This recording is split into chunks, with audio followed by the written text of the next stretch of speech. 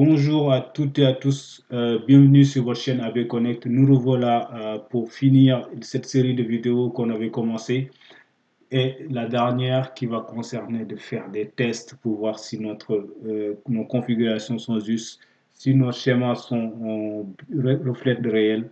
Est-ce que si on fait des tests de communiquer du VLAN 10 au VLAN 20 ou bien du VLAN 30 au VLAN 20, est-ce que ça marche? Tout ça dans un petit suspense, on va attendre. Mais avant tout, je voulais vous dire merci encore de continuer à nous suivre. Mais n'hésitez pas, si vous tombez sur la vidéo, de vous abonner pour avoir plein d'autres vidéos, de la partager la chaîne et aussi de nous laisser des commentaires si vous avez des questions. Nous ne tarderons pas à y répondre si on a bien sûr la réponse. Il faut qu'on reste humble, on ne connaît pas tout, on a plein de choses à apprendre et vous aussi. Donc l'idée ici, c'est de nous entraider, de nous donner de nous donner la main et aussi de partager les connaissances. Voilà, c'est ça l'objectif. Aujourd'hui, on va faire la dernière vidéo qui concerne la communication inter-VLAN. Donc, ça veut dire on a 3 VLAN qui sont distincts avec des réseaux distincts, différents des uns et des autres. On a mis en place des petites étiquettes pour identifier les VLAN, le réseau et les ports sur lesquels ils sont connectés. Maintenant, ce qui reste à faire, c'est de faire des tests. Les tests, on va les faire, on va voir si ça marche, on va voir comment ça fonctionne, on va voir si ça a fonctionné. Du coup, je vous le rappelle encore, si vous voulez voir d'autres vidéos, la chaîne elle est disponible. Partagez-la, connectez, abonnez-vous. On a mis en place 3 autres vidéos qui parlent du début à la fin, c'est-à-dire la mise en place du schéma, la configuration des postes, la configuration des interfaces, la mise en place des trunks et aussi la mise en place des interfaces VLAN. Donc tout cela, dans cette vidéo, on va voir si cette combinaison de configuration, de branchement, de configuration des interfaces du VLAN 10, du VLAN 20, du VLAN 30. Ici, on voit qu'on a des interfaces VLAN pour le VLAN 10 avec leurs adresses IP qui sont là, 10 254, 20 254, 30 254.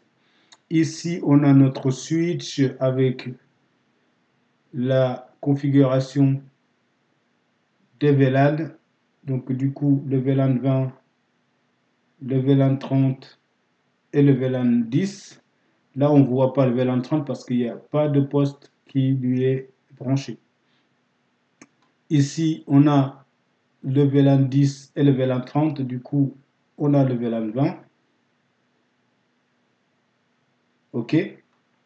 Donc, ce qu'on va faire, on va... tous les VLAN 20 sont down, du coup, bien sûr, parce qu'il n'y a pas de poste qui appartient au VLAN 20 qui est connecté au VLAN 10, au switch 1. Donc, le switch 1, il n'a que le VLAN 10 et le VLAN 20 dessus. Mais il a des informations concernant ces VLAN-là parce qu'on les a signalés, on les a rentrés dedans. Donc, maintenant, arrive à la phase cruciale de test. Pour cela, on va se mettre en mode simulation pour voir comment ça marche. Donc nous, on va prendre une petite étiquette, une petite enveloppe ici. Vous voyez là, tout en haut, on la prend. On met sur un des postes là. On va dire que... On va essayer de dire que voilà, le VLAN 10 va communiquer avec le VLAN 20. Sachant qu'ils ne sont pas dans le même VLAN, ils ne se connaissent pas, ils n'ont pas les mêmes réseaux, ils ne sont pas dans le même réseau. Est-ce que ça va marcher? Donc, on va faire tout cela en mode simulation. Comme ça, on verra comment les paquets passent et comment ils circulent dans le réseau.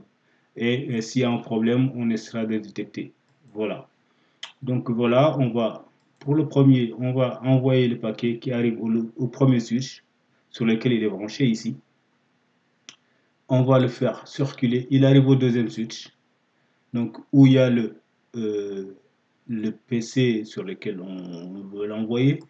Et lui, donc du coup, comme on a un routeur, ils ne sont pas dans le même réseau. Donc il faut que le routeur puisse router le paquet et puisse savoir sur quelle interface VLAN il appartient. Donc, du coup, si on clique sur le paquet, peut-être on aura des informations qui nous dit the next sub IP address is agency table. The device set from destination MAC address to the found in the table. Donc ça veut dire le paquet il est connu. Donc on a ici voilà donc l'adresse source et l'adresse de destination. Donc on voit ce qui se passe dans le réseau, on voit ce qui se passe à l'intérieur. Donc on va continuer à diagnostiquer tout ça et voir comment ça marche, comment il évolue. Donc là, le routeur, lui, il essaie de router le paquet, donc du coup il le route. Il l'amène probablement à son propriétaire, donc à savoir le PC. Donc là, le paquet il arrive au PC où il était censé arriver, donc voilà. Et le PC, il prend le paquet. Donc, du coup, il y a quand même quelque chose qui s'est passé.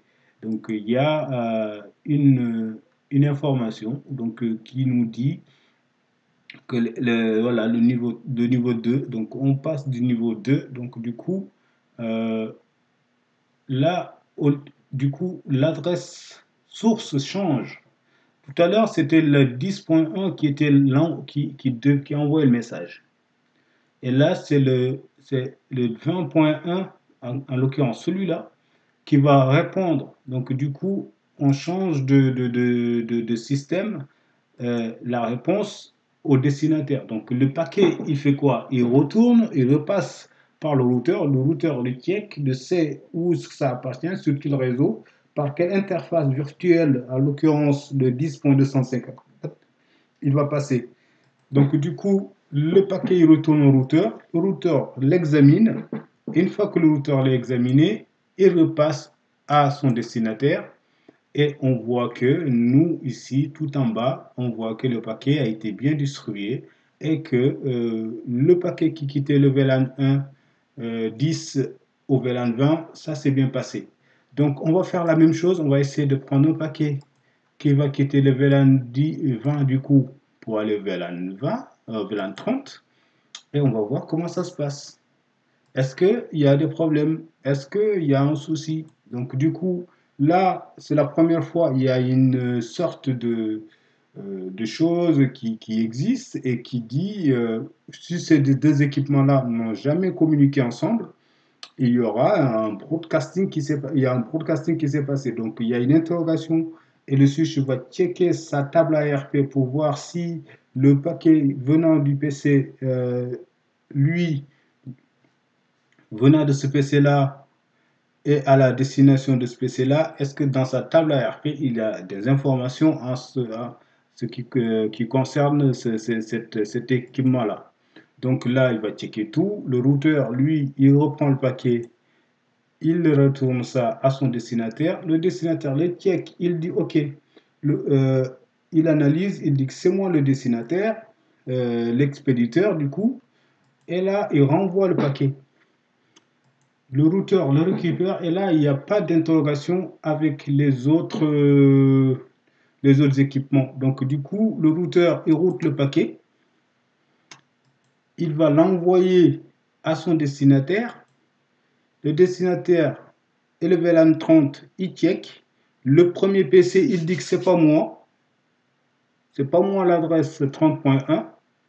Donc lui, si on regarde bien, lui c'est 30.2. Donc le 30.1, il prend le paquet, il sait que c'est à lui, il sait que c'est lui.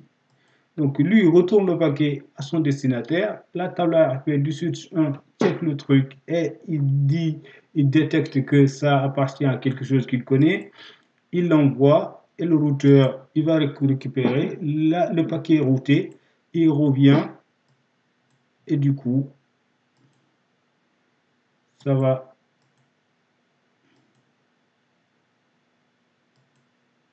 OK. Donc là, on voit que le problème, il y a un souci. Donc le souci qui s'est passé, c'est que il y a un souci ces deux PC-là n'ont jamais communiqué ensemble. Donc du coup, on va essayer de refaire un deuxième test avec les mêmes informations, avec les mêmes paquets pour voir si ça marche. Si ça ne marche pas, on va essayer de diagnostiquer pour voir s'il y a un souci. Donc là, on va reprendre notre paquet. Tac. et c'est lui qui avait envoyé à lui. Et donc, du coup, le paquet, il arrive, il va au routeur, et le routeur, il va là. On va bien sûr, donc là, il n'y a pas de broadcasting, il n'y a rien. Et là, le paquet retourne, il arrive au switch, le switch arrive au routeur, le routeur envoie, et le paquet, il revient à son destinataire. On voit que ici, il y a une phase de successful. En fait, tout à l'heure, ce que vous avez vu, quand c'est marqué fail, rien d'inquiétant. C'est normal, parce qu'en fait, quand vous branchez un équipement sur un réseau, la première fois qu'il se déclare sur le réseau, c'est comme si il venait on est dans une foule, on arrive et il y a quelqu'un qui arrive et dit oh, je suis là, c'est moi.